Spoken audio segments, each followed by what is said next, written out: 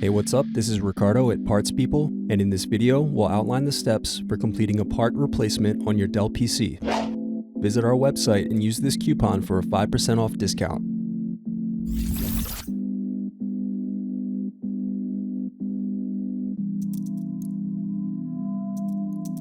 First, unscrew and remove bottom base.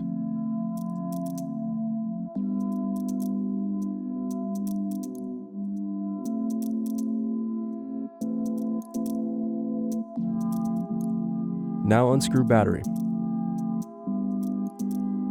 Next, unscrew and remove battery. Now disconnect and remove speakers.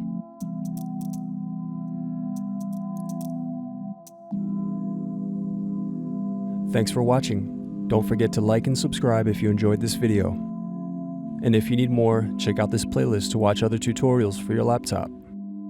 You can also click here to find parts for your laptop at partspeople.com.